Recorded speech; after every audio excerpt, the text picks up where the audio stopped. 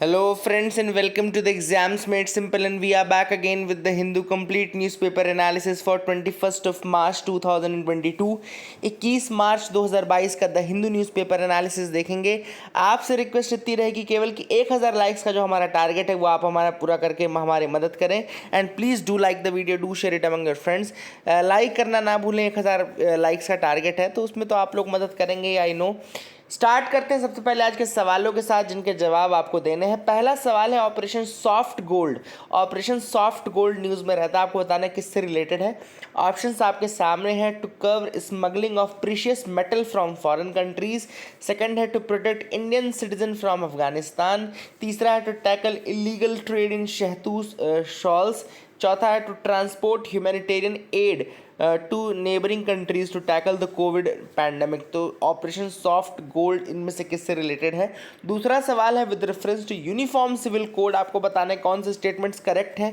पहला स्टेटमेंट कह रहा है एट प्रेजेंट नो स्टेट और UT in India has implemented union civil code. दूसरा स्टेटमेंट कह रहा है the term uniform civil code is mentioned in the directive principles of state policy. आपको बताना है कि कौन सा स्टेटमेंट सही है। One only two only both है ना, बहुत ही आसान सवाल है, कर लेंगे आप लोग। शक्ति exercise is held between India and which of the following countries.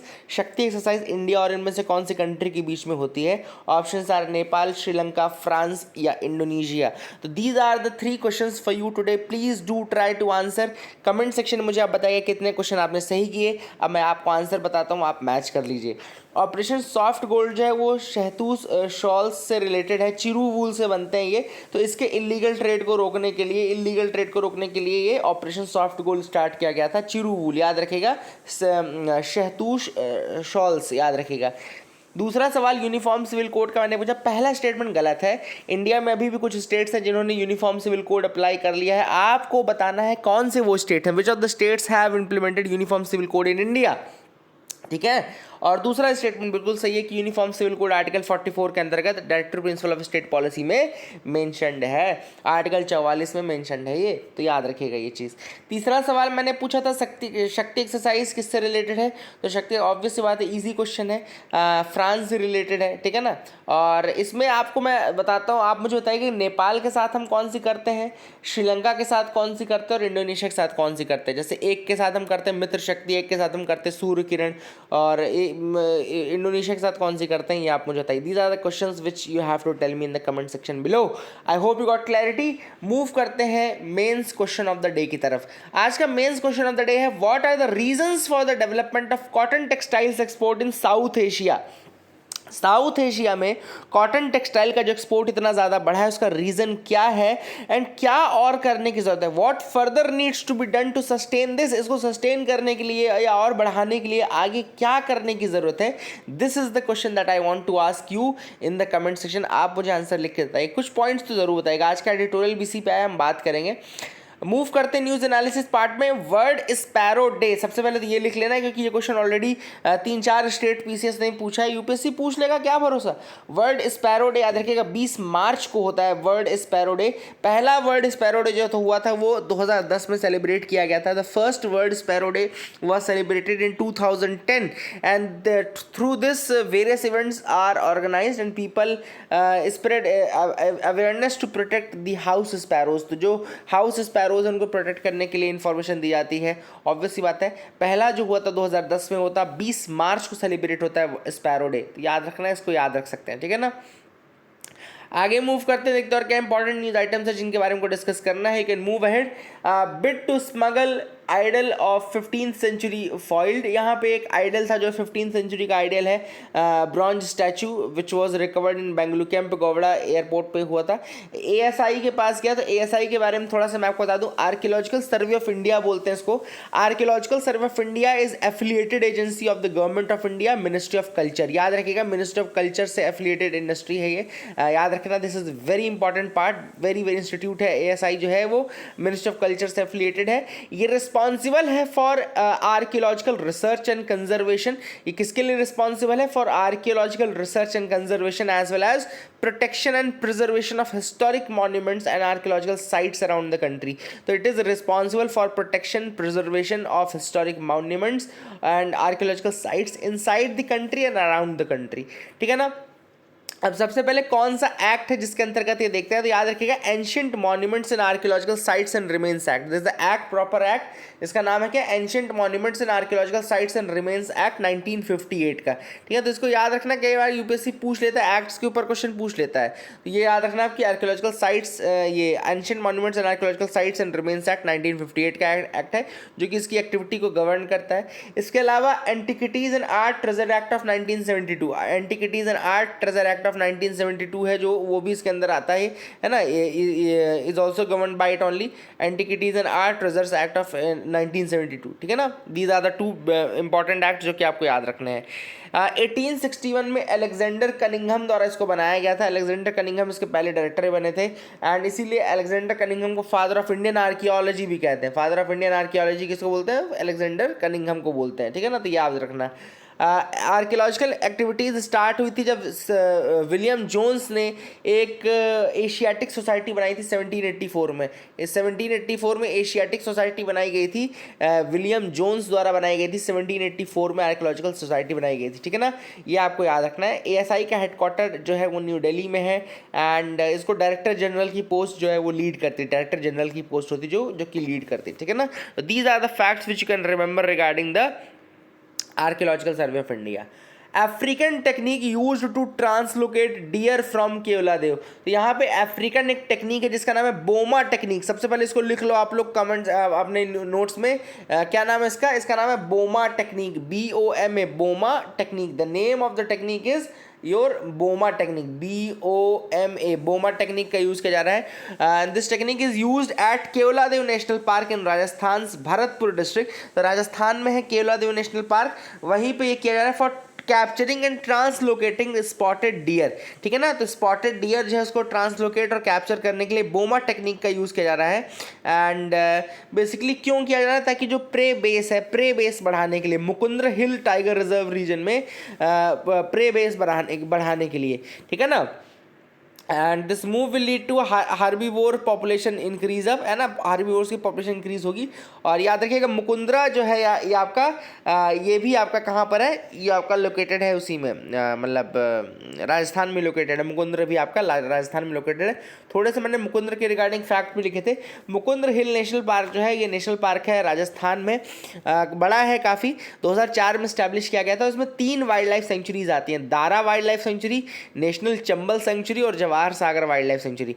तो कई बार आपसे पूछ लेता है ना यूपीएससी के अंदर कौन कौन से रीजन है, तो दारा जो वाइल्ड लाइफ सेंचुरी है, ये नाम नोट कर लीजिएगा, दारा वाइल्ड लाइफ सेंचुरी का, और नेशनल चंबल सेंचुरी का, और जवाहर सागर सेंचुरी का। तो ये तीनों जो है आपकी वो मुकुंदर हिल नेशनल पार्क के अंतर्गत ही आने वाली सेंचुरीज हैं। ठीक है ना, तो याद रखिएगा ये पूरा कहाँ पर है, ओवरऑल राजस्थान में लोकेटेड है। और ये टेक्निक कौन सी यूज़ की जा रही है रिलोकेट करने के लिए, boma technique. Boma technique is an African technique. ठीक है ना, इसमें होता क्या है, it involves luring of animal into an enclosure by chasing them through a funnel like fencing. Funnel like fencing से उसको चेज किया जाता है और उसको एक इनक्लोजर के अंदर मतलब ल्योर किया जाता है, कुछ दिखा के उसको वहाँ खींचने की कोशिश की जाती है।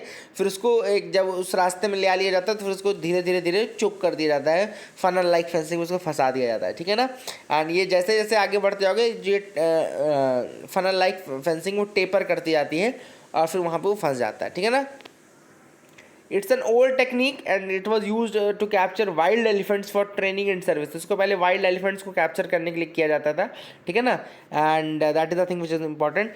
बोमा has been put in practice for the first time in Rajasthan. Rajasthan में तो पहली बार बोमा यूज़ की जा रही है, इसके पहले मध्य प्रदेश में की जा चुकी है। ठीक है ना, that is another thing which is important. तो ये सारे कुछ फैक्ट्स थे बोमा के रिगार्डिंग जो मैंने आपको बता दिए। और आगे मूव करते हैं, get these wrinkles out of the south Asian textile store. तो यहाँ पे ऑथर ने यहाँ पे सबसे पहले साउथ एशियन की टेक्सटाइल स्टोरी बताई है। ये साउथ एशिया में जो कंट्री, देखो वैसे जब टेक्सटाइल की बात चलती है बड़ी बड़ी कंट्रीज़ को तो उसमें वियतनाम का भी नाम आता है। ठीक है ना, बड़ी बड़ी कंट्रीज़ को उसमें चाइना का भी नाम आता है। बट चूंकि ये साउथ एशियन कंट्रीज़ नहीं है तो इस आर्टिकल में हम इनका नाम नहीं पढ़ेंगे। ठीक है ना, सिंपल सी बात है कि जब भी टेक्सटाइल की बात आएगी तो वियतनाम, चाइना, इनका नाम लिए बिना हो नहीं सकता। लेकिन चूंकि हम साउथ एशियन टेक्सटाइल स्टोरी की बात कर रहे हैं इसलिए हम इनका नाम नहीं लेंगे। हम किनका नाम लेंगे, हम लेंगे इंडिया का नाम, हम लेंगे पाकिस्तान का नाम, हम लेंगे बांग्लादेश का नाम, हम लेंगे श्रीलंका का नाम। तो यहाँ पर काफ़ी ज़्यादा ऑथर ने बताया कि जो ये कंट्रीज़ हैं यहाँ पे काफ़ी ज़्यादा अच्छे से टेक्सटाइल मार्केट जो है वो कॉटन टेक्सटाइल स्पेशली जो है वो ग्रो किया है और एक्सपोर्ट्स काफ़ी ज़्यादा बढ़ गए हैं, ठीक है ना। कई पॉलिसीज़ हमने की हैं, जैसे कि हमने zero duty on raw material, है ना, ये सारी चीज़ें हमने की। काफ़ी मशीनरी हम लेकर के आए हैं, काफ़ी टेक्नोलॉजी का बूम हमने किया है। And these are all for the development of textile, these are all for the development of export of textile in India, ठीक है ना। इसके अलावा जो प्रोडक्ट्स हैं वो इसलिए भी मतलब हैं क्योंकि जो हमारा लेबर कॉस्ट है वो हमारी कम है, ओवरऑल वर्ल्ड के अकॉर्डिंग कम है, लेकिन धीरे धीरे अब इंडिया में जो लेबर कॉस्ट है वो बढ़ती जा रही है। इसीलिए हमारे यहाँ जो टेक्सटाइल्स है, कॉटन प्रोडक्ट है, वो थोड़ा सा महंगे होते जा रहे हैं, है ना, क्योंकि लेबर कॉस्ट इज इंक्रीजिंग, है ना। तो यहाँ पे स्टैंडिंग देखे पहले कंट्रीज़ की, तो यहाँ पे देखो लिख सकते हैं lower production cost and free trade agreements. जो लोअर प्रोडक्शन कॉस्ट है एंड फ्री ट्रेड एग्रीमेंट जो है ये बांग्लादेश को फेवर करते हैं, which falls third in the line as global exporter. जो ग्लोबल एक्सपोर्टर्स के लाइन में थर्ड पे खड़ा है बांग्लादेश। बांग्लादेश भी बहुत बड़ा एक्सपोर्टर है। इसका रीज़न ये है कि बांग्लादेश में प्रोडक्शन कॉस्ट बहुत कम है, ऑब्वियसली बात है, चीप लेबर उसका सबसे बड़ा रीज़न है। इसके अलावा जो वेस्टर्न कंट्रीज़ के साथ इन्होंने फ्री ट्रेड एग्रीमेंट्स करके रखा हुआ है, दैट इज़ अनदर रीज़न, है ना। और हमारे यहाँ इंडिया और पाकिस्तान में भी रेडीमेड गारमेंट्स में हम थोड़ा वो कर रहे हैं, एंड इंडिया जो है वो लगभग 4% शेयर होल्ड करके रखा हुआ है अपैरल मार्केट का, एंड 5th पोजीशन पे है, ठीक है ना। India is at 5th position for that, है ना। And India has been successful in developing backward linkages with aid for the technical upgradation fund scheme. तो इंडिया में एक टेक्सटाइल के लिए एक स्कीम आई थी, टफ्स स्कीम आई थी। कौन सी आई थी? टफ्स स्कीम, जिसको बोलते हैं technical upgradation fund scheme. Technical upgradation fund scheme ये भी कॉटन एंड टेक्निकल टेक्सटाइल्स के इंडस्ट्री में था। कॉटन एंड टेक्निकल टेक्सटाइल की इंडस्ट्री में था, कॉटन एंड टेक्निकल टेक्सटाइल। तो टेक्निकल टेक्सटाइल और कॉटन टेक्सटाइल के लिए बेसिकली ये किया जाता है। तो ये सब चीज़ें आप याद रख सकते हैं। And India is yet to move into the man made fibres, मतलब इंडिया अभी भी थोड़ा सा नेसेंट है, थोड़ा पीछे है इस इंडस्ट्री को और ज़्यादा डेवलप करने के लिए, ठीक है ना। एंड जो पाकिस्तान और बांग्लादेश वाली कंट्रीज़ हैं तो बहुत ज़्यादा फोकस्ड है, they are too much concentrated. And जैसे कि बहुत ज़्यादा कंसंट्रेशन उनका कॉटन प्रोडक्ट्स पे है, low value mid market price segment को टैप करना चाहते हैं, ठीक है ना। तो यहाँ पे हमको बहुत स्टिफ कंपटीशन फेस करना पड़ रहा है, ठीक है ना। अब हम देखो ये कंपटीशन फेस तो कर रहे हैं, इसका रीज़न क्या है? इसका रीज़न ऑब्वियसली बात है, जो इन कंट्री जो ये बांग्लादेश है, पाकिस्तान है, ये सब काफ़ी टेक्नोलॉजीज़ भी लेकर के आ रही हैं, वेस्टर्न कंट्रीज़ के साथ डील करती जा रही हैं। इनके यहाँ अभी भी लेबर इतना ज़्यादा डेवलप्ड है नहीं, लेबर कॉस्ट अभी भी बहुत ज़्यादा कम है, ठीक है ना। इसके अलावा जैसे कि अभी रिसेंटली 4th IR का नाम आपने सुना होगा, यानी कि 4th इंडस्ट्रियल रेवोल्यूशन का नाम सुना होगा। अब ये क्या कर रहा है? It is shifting the focus from production machinery to integrating the technology in the entire production cycle. तो अब ये क्या कर रहा है कि 4th IR में हर जो स्टेप है प्रोडक्शन का, वहाँ पे ऑटोमेशन और टेक्नोलॉजी को इंट्रोड्यूस किया जा रहा है, यानी कि आर्टिफिशियल इंटेलिजेंस, यानी कि रोबोटिक्स, 3D प्रिंटिंग, ऑटोमेशन, ये सारी चीज़ें। तो ऐसे में देखो यहाँ पे ऑथर ने क्या बोला है कि यहाँ पे क्या दिक्कत, स्पेशली क्या होगा इसमें, एक तो एफिशिएंसी बढ़ेगी, क्लॉथिंग की एफिशिएंसी बढ़ेगी और कलर की एफिशिएंसी बढ़ेगी। मतलब मशीन में तो जैसा आप सेट कर दोगे वैसा होता जाएगा, है ना। इसके साथ साथ लेकिन एक चैलेंजेस भी आएंगे, जैसे कि जॉबलेसनेस के चैलेंजेस आएंगे, है ना। There will be challenges of joblessness, ठीक है। There will be challenges of मतलब instability, there will be concentration of market power by global giants. तो यहाँ पे क्या होगा, ग्लोबल जायंट चूँकि उनके पास टेक्नोलॉजी है, चूँकि उनके पास इतनी सारी चीज़ें हैं, तो ये सारी चीज़ें वो कैप्चर कर सकते हैं। और इससे ये भी होगा कि हम लोग अगर लाते भी हैं टेक्नोलॉजी तो हम वल्नरेबल रहेंगे टू साइबर अटैक्स। तो ऐसे में हमको क्या करने की ज़रूरत है, जैसे अपन क्या कर सकते हैं, जैसे मशीन्स आए उनके साथ हम साइबर सिक्योरिटी के प्रबंध लेकर के आए, हम ये देखें कि किस तरीके से हम कितना जल्दी अपने लेबर को स्किल कर सकते हैं, ग्रेटर स्किल्स प्रोवाइड कर सकते हैं ना। और किस तरीके से हम देख सकते हैं कि बहुत ज़्यादा जॉबलेसनेस ना हो और वो एक कॉम्प्लीमेंट्री फैक्टर बन के रहे, मतलब कॉम्प्लीमेंट करता रहे मशीन्स को। ऐसा ना हो कि वो पूरी तरीके से मैन वहाँ से रिमूव हो जाए। ऑब्वियसली बात है, मशीन चलाने के लिए भी इंसान की ज़रूरत पड़ती है, तो ऐसा तो नहीं होगा फुल जाएगा, लेकिन थोड़ा बहुत इम्पैक्ट पड़ सकता है ना। तो ऑथर ने ऐसे में बहुत सारी चीज़ें बताई हैं, सजेशन दिया है कि क्या करना चाहिए। तो अभी तक का जो हमको एडवांटेज मिला है वो लेबर की कॉस्ट के कारण मिल रहा था, वो अभी तक हमको मिल रहा था थोड़ा बहुत इन सब चीज़ों के कारण। लेकिन अब हमको करने की क्या ज़रूरत है, we need to introduce technology. सबसे पहले हमको करने की ज़रूरत है कि हम टेक्नोलॉजी को इस्तेमाल करें, ऑटोमेशन और ये सब लेकर के, ताकि प्रोडक्शन के नंबर्स और सारी चीज़ें हम बढ़ा सकें, ठीक है ना। दूसरी हमको क्या करने की ज़रूरत है, डाइवर्सिफाई करने की ज़रूरत है। ऐसा नहीं कि हम एक ही जैसे बांग्लादेश ने एक ही मिड सेगमेंट उस पर फोकस करना शुरू किया, वही कर रहा है ना। मिड प्राइस रेंज क्लोथिंग और इन सब पे कर रहा है। तो ऐसा नहीं करने का अपने को, ये सबका फुल हमको डाइवर्सिफाई करने की ज़रूरत है ना। एंड इसके साथ साथ हमको ये भी देखना है कि फोर्थ आईआर का भी बेनिफिट हो और जॉबलेसनेस भी ना होने पाए। ऐसा ना हो कि लोग इतने ज़्यादा यहाँ पे मतलब जॉबलेसनेस हो जाए कि वो एक इंस्टेबिलिटी क्रिएट कर दे, ठीक है ना। इसके अलावा जैसे नई टेक्नोलॉजीज हमको यूज़ करनी चाहिए, ठीक है, we have to use the new technologies and all.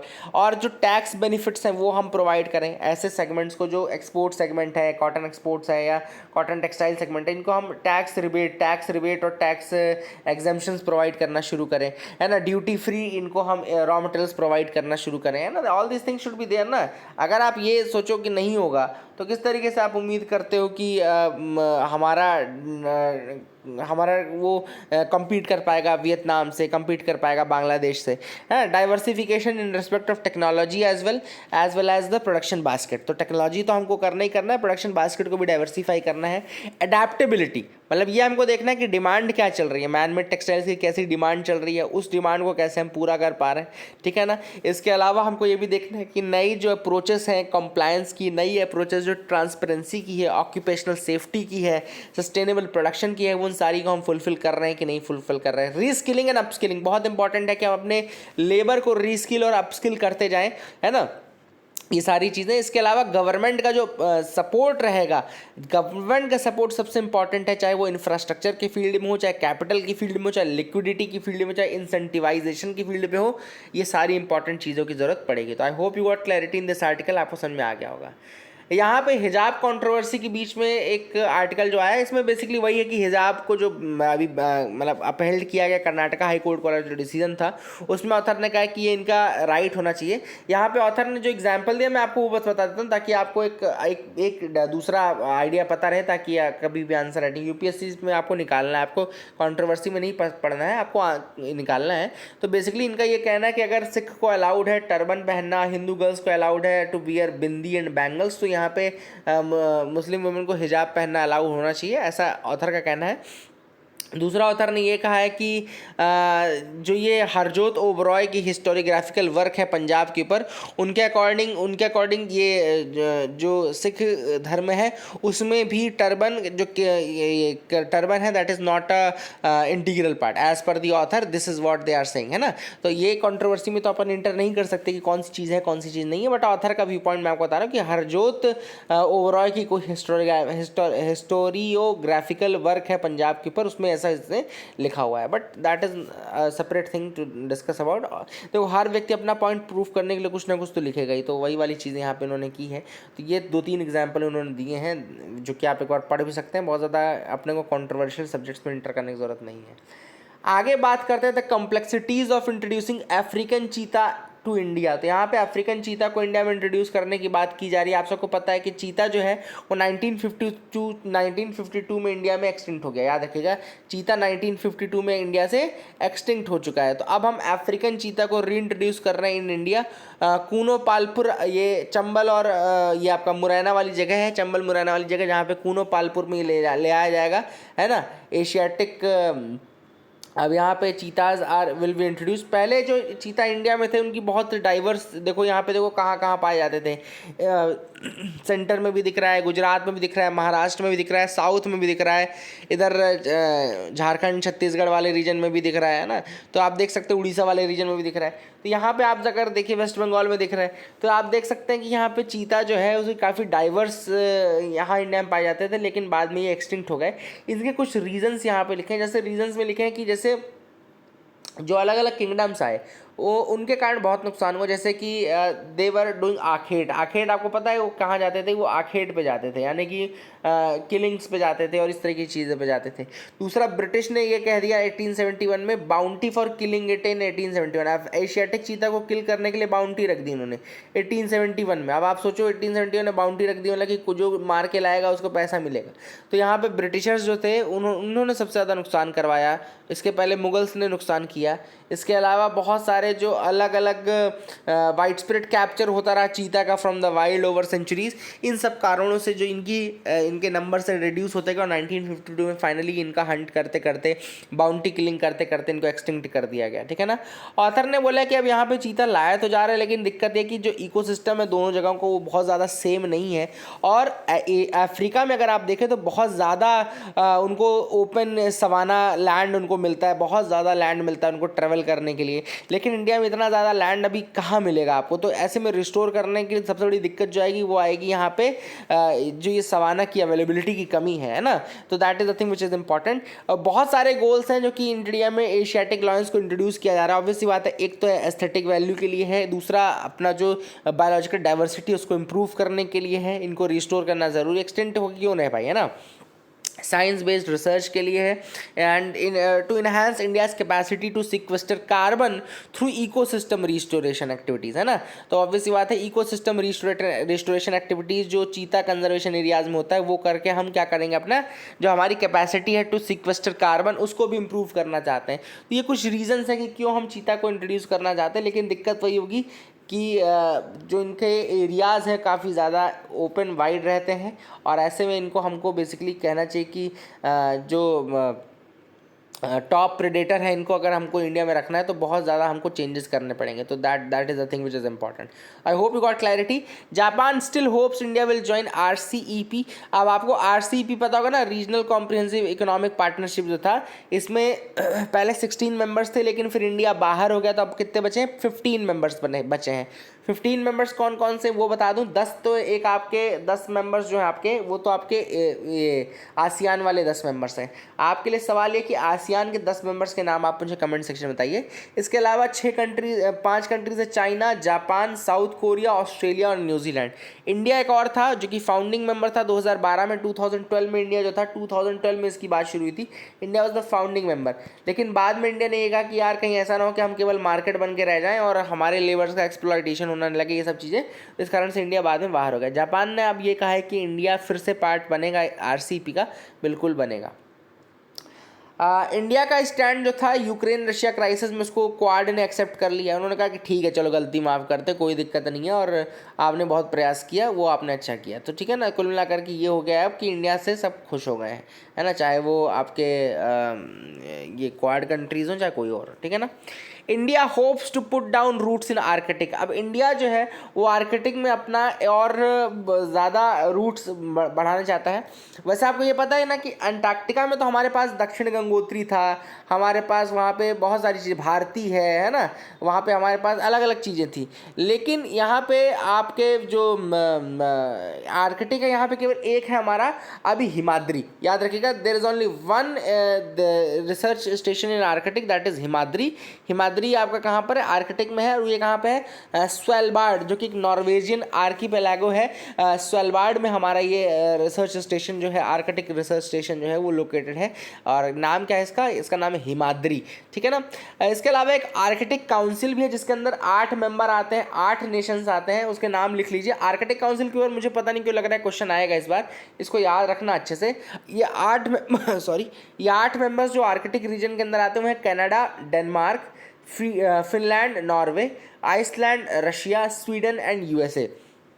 Russia USA दोनों हैं, और इसके बाद फिर ये आपके जो स्कैंडिनेवियन कंट्रीज़ हैं, Norway, Finland, Denmark and Sweden, 4 तो ये हो गई। बस इसके अलावा आइसलैंड और कनाडा और याद रखना है, तो आइसलैंड और कनाडा और याद रख लो, है ना। तो ये बहुत ही सिंपल है, आप याद रख सकते हैं 8 कंट्रीज़ को, इनको याद रखेगा। इंडिया जो है वो आर्कटिक के ऑब्जर्वर मेंबर्स में आता है, 12 ऑब्जर्वर मेंबर्स भी हैं, तो इंडिया उसमें आता है, ठीक है। That is the thing which is important, आप याद रखिएगा, है ना। और इंडिया का जो रिसर्च बेस है आर्कटिक में 2008 से है, हमारे पास हमारी ऑब्जर्वेटरीज हैं वहाँ पर, ठीक है ना। तो ये सारी चीज़ें आप याद रख सकते हैं। तो आई hope you got clarity regarding all these things. Yemen rebels में ही हाउदीज आते हैं, तो आपको पता ही होगा, and these are the things which were there. So that is it for the day, friends. I hope you liked our video. Please like and subscribe. Keep loving us, keep sharing us. Thank you and have a nice day.